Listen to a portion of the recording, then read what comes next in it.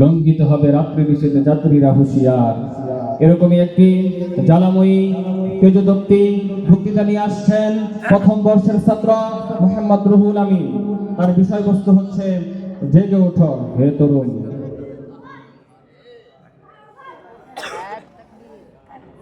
আসসালামু আলাইকুম ওয়া রাহমাতুল্লাহি ওয়া বারাকাতুহু।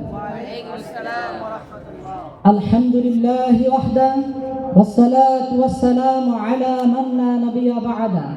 আম্মা বা'দ, ফাআউযু বিল্লাহি মিনাশ শাইতানির রাজীম। বিসমিল্লাহির রাহমানির রাহিম। قل إن كنتم تحبون الله فاتبعوني يحببكم الله ويغفر لكم ذنوبكم والله غفور رحيم. قال النبي صلى الله عليه وسلم تركت فيكم أمرين لن تضلوا ما إن تمسكتم بهما كتاب الله وسنتي أو كما قال عليه الصلاة والسلام.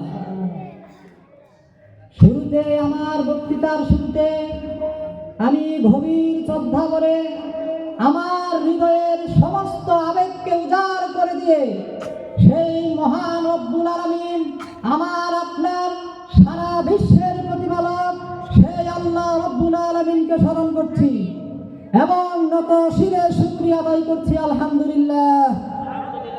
সমস্ত নবীদের সর্দার, সমস্ত নবীদের ইমাম, সাইয়্যিদুল মুরসালিন, সারা বিশ্বের সর্বকালের সর্বশ্রেষ্ঠ মহামানব জনাবে মুহাম্মদুর রাসূলুল্লাহ সাল্লাল্লাহু আলাইহি ওয়াসাল্লামকে স্মরণ করছি এবং লাখ কোটি দরুদ ও সালাম সাল্লাল্লাহু আলাইহি ওয়াসাল্লাম। আজ বিংশ শতাব্দীর দ্বার প্রান্তে দাঁড়িয়ে বড় দুঃখের সাথে বলতে হয় আমার দেশের কথা। সারা দেশে সন্ত্রাসের উৎপাত, করতে পারছে না কেউ তাদেরকে উৎখাত। তাই দেশের মানুষ এখন উন্মাদ, প্রচার করছে সরকারের নিন্দাবাদ, ধ্বনিত হচ্ছে আকাশে বাতাসে আমার মা বোনের বুক ফাটা আর্তনাদ, হচ্ছে অনেক ছেলের জীবন বরবাদ, তাই অনেক বাবার স্বপ্ন ধূলিসাৎ। কিন্তু কেন আজ মা তার মেয়েকে কলেজে পাঠিয়ে চরিত্রের গ্যারান্টি পাচ্ছে না?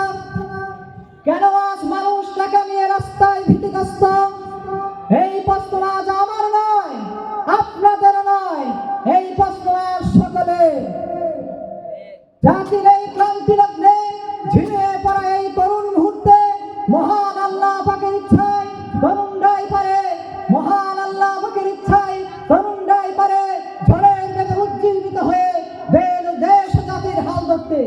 কারণ তারাই এই দেশের মেরুদণ্ড এবং তারাই এই দেশের সোনামণি। তাই কবি নজরুল বলেছেন, কে আছো জওয়ান ভগবান হাকিজে ভবিষ্যৎ। ভাই সব প্রিয় উপস্থিতি, পৃথিবীর ইসলামের প্রাথমিক যুগে যারা ইসলাম কবুল করে নবীজি সাল্লাল্লাহু আলাইহি ওয়াসাল্লামকে সহযোগিতা করেছিলেন, তারা সকলেই ছিলেন যুবক। হযরতে আবু বকর রাদিয়াল্লাহু তাআলা যখন ইসলাম গ্রহণ করেন তখন তার বয়স ছিল 37 বছর।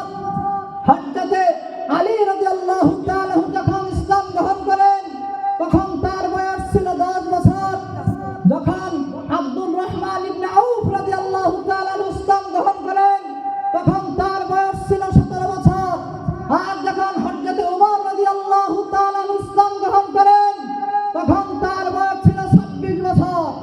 যৌবনের রক্ত পা থেকে মাথা পর্যন্ত শরীরের প্রত্যেকটি শিরা উপশিরায় ধারমান এই হযরতে ওমর রাদিয়াল্লাহু তাআলা।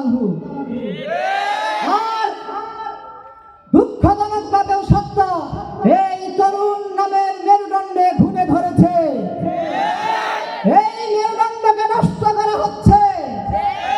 তাই তরুণের হিম শীতল রক্তের দহের আগুন ধরিয়ে কবি নজরুল বলেছেন, দুর্গন্ধি কান্তার মরুদুস্তর বরাবর লঙ্ঘিত হবে রাত্রি নিশীথে যাত্রীরা হুঁশিয়ার। ভুলিতেছে তরি, ভুলিতেছে জল, ভুলিতেছে নদী পথ, ছিড়িয়াছে পাল কে তরিবে হাল। ও আমার যুবক ভাইরা, তোমাদের কার আছে হিম্মত? কে আছে জওয়ান ভগবান হাকিজে ভবিষ্যৎ? এ তুফান দিতে হবে, বাড়ি নিতে হবে তরিপাল। পৃথিবীর রাত্রি রাত্রি রাত্রি শান্তিরা সাবধান, যুগ যুগান্ত সঞ্চিত ব্যথা ঘোষিয়াছে অভিযান, ফেনাইয়া উঠে বঞ্চিত বুকে বঞ্চিত অভিমান, ইহারের মতো দিতে হবে সঙ্গে দিতে হবে অধিকার। ও আমার লজ্জাতুল হেরার ভাইরা, তোমরা কি আগামী দিনে দেশ ও জাতির হার ধরার জন্য প্রস্তুত আছো? তাহলে শুনে রেখো, আগামী দিনে ইসলাম বিদ্বেষী কুফরি মতবাদ, ইসলামী বাতিল শক্তি, বাতিলের হুঙ্কার, ধর্ম নিরপেক্ষ মতবাদ বাংলার জমিনে কায়েম হতে দেওয়া হবে না, হবে না, হবে না। আল্লাহ তাআলা যেন আমাদের সকলকে তৌফিক নসিব করে। ওয়া মা আলাইনা ইল্লাল বালাগ। আসসালামু আলাইকুম ওয়া রাহমাতুল্লাহি ওয়া বারাকাতুহু।